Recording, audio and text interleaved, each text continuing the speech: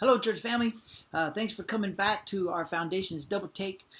Today, I want to offer uh, kind of a follow up to the perspective we last talked about the locating our religious experience and our ministry in the here and now rather than the hope of glory, and then developing the skills and knowledge and expertise that will help us really locate this powerful experience with Jesus in the here and now, um, and to avoid that really unhealthy escapism mentality. So let me follow up with that and add something to that. Before I do, though, thanks for coming. Let me just again applaud you. Thanks for coming. I appreciate that. Pastor appreciates that. Thanks for taking time to invest in your soul and nurture your spirituality.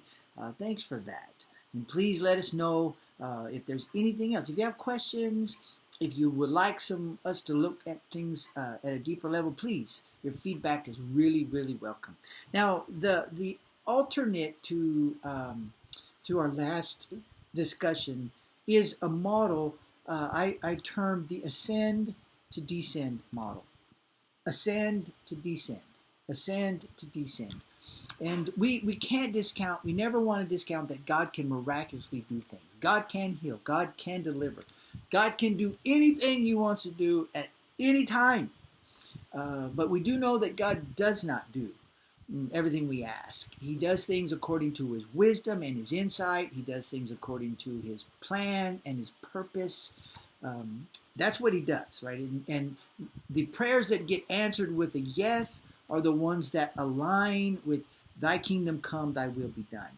And so this ascend to descend pattern that we see in the scriptures is super, super, super important. And it's powerful. It's enabling, really enabling. And it moves our prayer life, and it moves our worship, our singing, our prayer life, our fasting. It really moves it along a much more effective and meaningful trajectory. So here's what it is. The idea is simple. We ascend to be with God so we have something for life. And we descend so we have something to share with others.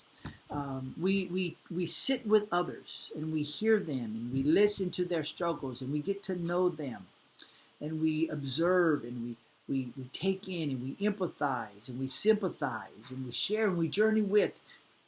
We ascend with that. We collect that up and then we ascend and sit with Christ in heavenly places so that we have something to say to them. So that we have ministry, word of wisdom, word of knowledge, healing, gifts. This is really a pattern, and there's a purposefulness to prayer, particularly partnering with the Holy Spirit prayer. That is so important. See, we're blessed with that our religious experience invites us beyond feeling. We're so blessed that it's not just about emotion. It's not just about going 100 miles an hour on Sunday or on Wednesday, or it's not necessary. That's great. It's enriching. It's important, and we want a full orbed in the deepest, richest experience, and that's part of that emotionalism. But that emotionalism is really a gateway to something even deeper and something more beautiful. And we see the pattern in the scriptures. In the Old Testament, it involved physical places. For example, Moses ascended, he saw the burning bush, and he went up the mountain. And then he came down with a mission. And then he goes up to Mount Sinai. He ascends Mount Sinai, and he comes down with a message. And that's an ascend to descend. We see it in the New Testament. Paul, he ascends into the third heaven, and he descends with the gospel to the Gentiles. Peter, he ascends into a vision state. The Holy Spirit actually enables him to ascend in the comparable third heaven, and he comes down with a mission and a message for Cornelius. See, this is a pattern. We see this. We sit with our family and our friends, and we sit with the human drama and ugliness, and then we take all that and we ascend into heavenly places. And while we're there, through worship and prayer, we get from God something that specifically ministers and takes care of and helps people. And this is powerful, right? And this pattern can help us reconceptualize the Holy Spirit.